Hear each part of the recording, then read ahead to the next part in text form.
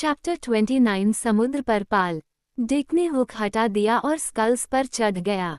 उसे 3 मील की दूरी तय करनी थी और ज्वार आ रहा था जिससे यह आसान नहीं था। नाव चलाते हुए वह अपने आप से बातें करता और बड़बड़ाता रहा। वह पिछले कुछ समय से बड़बड़ाने के मूड में था। मुख्य कारण एमेलिन। पिछले कुछ महीनों में वह बदल गई थी, यहाँ तक कि उसका चेहरा भी बदल गया था। उसे लगा कि द्वीप पर एक नया व्यक्ति आया है और उसने बचपन से जिस एमेलिन को जानता था उसकी जगह ले ली है। यह अलग दिख रही थी। उसे नहीं पता था कि वह सुंदर हो गई है, उसे बस इतना पता था कि वह अलग दिखती है। साथ ही उसने नए तरीके भी विकसित कर लिए थे जो उसे नापसंद थे। उदाहरण के लिए, वह अकेले जाकर नहाती थी। 6 महीने पहले तक वह काफी संतुष्ट था, सोता था, खाता था, भोजन की तलाश करता था और उसे पकाता था, घर बनाता था और फिर से बनाता था, जंगल और चट्टान की खोज करता था। लेकिन हाल ही में उस पर बेचैनी की भावना हावी हो गई थी। उसे ठीक से पता नहीं था कि वह क्या चाहता है। उसे एक अस्पष्ट भावना थी कि वह उस जगह से दूर जाना चाहता था जहां वह था, द्वीप से नहीं, बल्कि उस जगह से जहां उन्होंने अपना तंबू लगाया था, या यूं कहें कि अपना घर बनाया था। यह शायद सभ्यता की आत्मा थी जो उसके अंदर से चिल्ला रही थी, उसे बता रही थी कि वह क्या खो रहा है। शहरों, सड़कों, घरों, व्यवसायों, सोने के पीछे भागने, सत्ता के पीछे भागने के बारे में।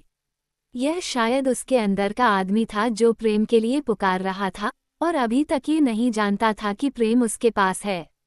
नाव किनारे से सटती हुई आगे बढ़ी, फन के छोटे छोटे मैदानों और ब्रेड फ्रूट के गिरजाघर के अंधेरे से गुजरी। फिर एक पहाड़ी के चक्कर लगाते हुए उसने चट्टान में दरार का दृश्य खोला। सफ़ेद किनारा थोड़ा सा दिखाई दे रहा था, लेकिन वो उस तरफ नहीं देख रहा था। वह चट्टान की ओर एक छोटे काले धब्बे को देख रहा था जो तब तक नजर नहीं आता जब तक कि उसे आंख से न ढूंढा जाए। हमेशा जब वह इन अभियानों पर आता तो यहीं वह अपनी पतवारों पर लटक जाता और वहां देखता जहां सीगल उड़ रहे थे और लहरें गरज रही थीं। कुछ साल पहले ये जगह उसे भय और जिज्ञासा से भर देती थी, लेकिन समय के साथ हर चीज पर पड़ने वाली नीरसता और परिचितता के कारण भय लगभग गायब हो गया था। लेकिन जिज्ञासा बनी रही, वो जिज्ञासा जो एक बच्चे को किसी जानवर के वध को देखने के लिए प्रेरित करती है, भले ही उसकी आत्मा उससे विद्रोह करती हो। वो कुछ देर तक देखता रहा, फिर वह खींचता चला गया और नाव समुद्र तट के पास पहुंच गई। समुद्र तट पर कुछ हुआ था। रेत पूरी तरह से कुचली हुई थी और जगह जगह लाल रंग की हो गई थी। बीच में अभी भी सुलगती हुई एक बड़ी आग के अवशेष पड़े थे और जहां पानी रेत को छू रहा था वहां 2 गहरे खांचे थे, जैसे कि 2 भारी नावें वहां किनारे पर खड़ी थीं। खांचे के आकार और आउटरिगर के छोटे छोटे निशानों से दक्षिण सागर का कोई व्यक्ति बता सकता था कि वहां 2 भारी डोंगियां किनारे पर खड़ी थीं। और वे वहां खड़ी थीं। एक दिन पहले दोपहर के समय 2 डोंगियां संभवतः उस दूर के द्वीप से, जो दक्षिण पश्चिम में क्षितिज पर एक धब्बा डालती थी, एक दूसरे का पीछा करते हुए लेगून में प्रवेश कर गई थीं। फिर जो हुआ उसे छिपाकर रखना ही बेहतर था। शार्क की खाल से बने सिर वाले युद्ध के ढोल ने जंगल को झंकृत कर दिया था। जीत का जश्न पूरी रात मनाया गया और भोर होते ही विजेताओं ने 2 डोंगियां सवार की और घर की ओर रवाना हो गए, या फिर उस नरक की ओर जहां से वे आए थे। अगर आपने समुद्र तट की जांच की होती तो आप पाते कि समुद्र तट पर एक रेखा खींची गई थी जिसके आगे कोई पैरों के निशान नहीं थे। इसका मतलब था कि किसी कारण से द्वीप का बाकी हिस्सा वर्जित था। डिक ने नाव की नाक को किनारे पर थोड़ा ऊपर खींचा, फिर उसने अपने चारों ओर देखा। उसने एक टूटा हुआ भाला उठाया जिसे फेंक दिया गया था या भूल गया था। ये किसी कठोर लकड़ी से बना था और लोहे से कांटेदार था। समुद्र तट के दाहिने हाथ की ओर नारियल के पेड़ों के बीच कुछ पड़ा था। वह पास गया। यह अपशिष्ट का ढेर था। 1 दर्जन भेड़ों की अंतड़ियां यहाँ एक टीले में फेंकी हुई लग रही थीं। फिर भी द्वीप पर कोई भेड़ नहीं थी और भेड़ों को आमतौर पर युद्ध के डोंगियों में नहीं ले जाया जाता है। समुद्र तट की रेत अपनी बात कह रही थी। पीछा करने वाला पैर और पीछा किया जाने वाला पैर, गिरे हुए व्यक्ति का घुटना, फिर माथा और फैले हुए हाथ।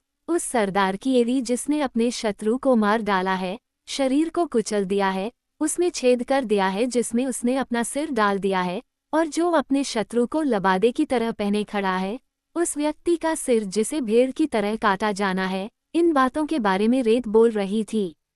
जहां तक रेत के निशान बोल सकते थे, युद्ध की कहानी अभी भी कही जा रही थी। चीखें और चिल्लाना, लाठियों और भालों की टकराहट बंद हो गई थी, फिर भी लड़ाई का भूत बना हुआ था। यदि रेत पर ऐसे निशान हो सकते हैं और ऐसी कहानियां सुनाई जा सकती हैं, तो कौन कह सकता है कि प्लास्टिक का ईथर लड़ाई और कत्लेआम की कहानी से रहित था। जो भी हो, डिक ने अपने चारों ओर देखा। उसे ऐसा लगा कि वो खतरे से बचकर निकल आया है। जो भी था, वो चला गया था। वो डोंगी के निशानों से यह बता सकता था, या तो समुद्र में चला गया था या लेगून के दाहिने हिस्से में। ये निर्धारित करना महत्वपूर्ण था। वह पहाड़ी की चोटी पर चढ़ गया और अपनी आंखों से समुद्र को देखा। वहां दक्षिण पश्चिम में समुद्र पर दूर वह दो डोंगियों के भूरे रंग के पालों को अलग अलग देख सकता था। उनके रूप में कुछ अवर्णनीय रूप से शोकाकुल और अकेलापन था। वे मुरझाए हुए पत्तों की तरह दिख रहे थे। भूरे रंग के पतंगे समुद्र में उड़ गए, शरद ऋतु के परित्यक्त। फिर समुद्र तट को याद करते हुए ये चीजें देखने वाले के दिमाग में सबसे भयावह विचारों से भर गईं। वे अपना काम करके जल्दी से भाग रहे थे। ये कि वे अकेले और बूढ़े और शोकाकुल दिख रहे थे, और समुद्र में उड़कर आए सूखे पत्तों की तरह केवल भय को और बढ़ा रहे थे। डिक ने पहले कभी डोंगियां नहीं देखी थीं, लेकिन वह जानता था कि ये चीजें किसी तरह की नावें थीं जिनमें लोग सवार थे, और लोगों ने समुद्र तट पर अपने सारे निशान छोड़े थे। उस चीज की भयावहता का कितना हिस्सा उसकी अवचेतन बुद्धि को पता चला, कौन बता सकता है। वह चट्टान पर चढ़ गया था, और अब वह अपने घुटनों को ऊपर करके और अपने हाथों को उनके चारों ओर बांधकर बैठ गया। जब भी वह द्वीप के इस तरफ आता था, तो कुछ न कुछ भाग्यपूर्ण या भयावह प्रकृति का होता था। पिछली बार वह लगभग अपनी नाव को खो बैठा था। उसने छोटी नाव को इस तरह किनारे पर लगाया था कि वो बह गई थी, और ज्वार उसे चुराने और लेगून से समुद्र में बहा ले जाने ही वाला था, जब वह अपने किले से लदा हुआ वापस लौटा और कमर तक पानी में भागकर उसे बचा लिया। एक और बार वह एक पेड़ से गिर गया था, और बस एक चमत्कार से मौत से बच गया था। एक और बार एक तूफान आया था, जिसने लेगून को बर्फ में बदल दिया था, और नारियल को समुद्र तट पर टेनिस गेंदों की तरह उछलते और उड़ते हुए भेज दिया था। इस बार वह किसी चीज से बच गया था, उसे ठीक से पता नहीं था कि क्या। ये लगभग ऐसा था जैसे कि ईश्वर उससे कह रहा था, यहाँ मत आओ। उसने भूरे पालों को हवा से उड़ते नीले रंग में ढलते हुए देखा। फिर वह पहाड़ी की चोटी से नीचे आया और अपने केले काटने लगा। उसने 4 बड़े गुच्छे काटे, जिसके कारण उसे नाव तक पहुंचने के लिए 2 चक्कर लगाने पड़े। जब केले रख दिए गए तो उसने नाव को आगे बढ़ा दिया। लंबे समय से एक बड़ी जिज्ञासा उसके दिल को झकझोर रही थी, एक जिज्ञासा जिसके लिए वह थोड़ा शर्मिंदा था। डर ने उसे जन्म दिया था, और डर अभी भी उससे चिपका हुआ था। शायद डर का तत्व और अज्ञात को चुनौती देने की भयानक खुशी ने उसे इसके लिए मजबूर कर दिया था।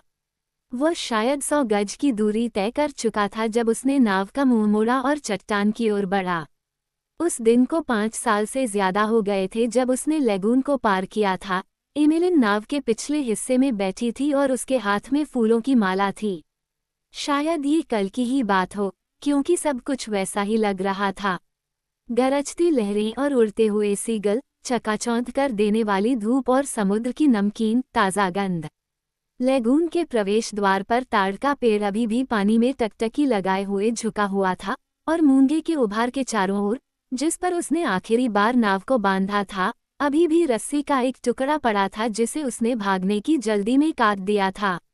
शायद 5 सालों के दौरान लेगून में जहाज आए थे, लेकिन किसी ने चट्टान पर कुछ भी नहीं देखा था, क्योंकि वहां क्या था, इसका पूरा नज़ारा सिर्फ पहाड़ी की चोटी से ही देखा जा सकता था, और तब भी सिर्फ आंखों से ही पता चल सकता था कि कहाँ देखना है। समुद्र तट से वहां सिर्फ एक धब्बा दिखाई दे रहा था। शायद ये किसी बड़े तूफान में लहरों द्वारा फेंका गया पुराना मलबा था। पुराने मलबे का एक टुकड़ा जो सालों से इधर उधर फेंका जा रहा था, और आखिरकार उसे आराम करने की जगह मिल गई थी। डिक ने नाव को बांधा और चट्टान पर चढ़ गया। पहले की तरह ही ज्वार आया था, हवा तेज चल रही थी और ऊपर से एक युद्ध पक्षी, आबनूस की तरह काला, खून से लाल चोंच वाला, हवा के झोंकों से उसके पंखों को ढकते हुए उड़ता हुआ आया। वो हवा में चक्कर लगाता रहा और जोर से चिल्लाया, मानो घुसपैठिए की मौजूदगी से नाराज हो रहा हो। फिर वह चला गया, खुद को लेगून के पार उड़ा दिया, चक्कर लगाया और समुद्र में चला गया। डिक उस स्थान के पास पहुंचा जिसे वह जानता था, और वहां वह छोटा सा पुराना बैरल पड़ा था जो तेज धूप के कारण टेढ़ा हो गया था। डंडे अलग हो गए थे, घेरा जंग खाकर टूट गया था, और उसमें जो भी उत्साह और मिलनसारता थी वह बहुत पहले ही समाप्त हो चुकी थी। बैरल के पास एक कंकाल पड़ा था, जिसके चारों ओर कपड़े के कुछ टुकड़े पड़े थे। खोपड़ी एक तरफ गिर गई थी, और निचला जबड़ा खोपड़ी से गिर गया था। हाथ और पैर की हड्डियां अभी भी जुड़ी हुई थीं, और पसलियां अंदर नहीं आई थीं।